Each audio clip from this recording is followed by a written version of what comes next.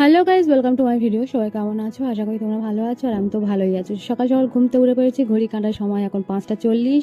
প্রথমে উঠেই নিজের ঘরটাকে সুন্দর করে গুছিয়ে তারপর চলে এলাম একটু আলতা পড়তে। তার কারণ হচ্ছে আজ মা বিপত্তারিণী পুজো, তার জন্য। তারপরে চলে এলাম রান্নাঘরে মায়ের জন্য ভোগ করতে। আর আজ ভোগে দিয়েছি হচ্ছে লুচি আর 5 রকমের ভাজা, যেমন কলমি শাক ভাজা, বেগুন ভাজা, আলু ভাজা, কাঁকরোল ভাজা, কলা ভাজা, আর তার সঙ্গে পায়েস।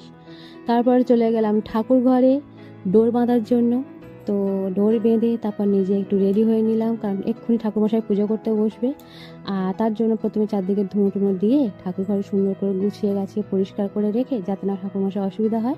তারপর ঠাকুরমশাই এখানে পুজো করতে বসে গেল, আর আমরা বসে গেলাম পুষ্পাঞ্জলি দিতে। আমরা বলতে দিদি, মা, বাবা, যশো মানে আমার যেটা ওর মেয়ে, সবাই মিলে এখানে পুষ্পাঞ্জলি দিতে বসে। তারপর পুজো হয়ে গেলে ঠাকুরমশাইকে প্রণাম করে ওনার দক্ষিণা দিয়ে তারপরে চলে গেলাম আমার কার্তিক বাবুর হাতে ডোর বাঁধতে। তারপরে আমার ছেলে আমার আবিরের হাতে ডোর বেঁধে তারপর সবাই মিলে বসে গেলাম প্রসাদ খেতে। তো সবাই মিলে প্রসাদ খেলাম। আর আমার মতো কে কে এরকম সব রকম টক ঝাল মিষ্টি চাট খেতে ভালোবাসো, বার করে কমেন্টে বলবে। Tata, bye bye.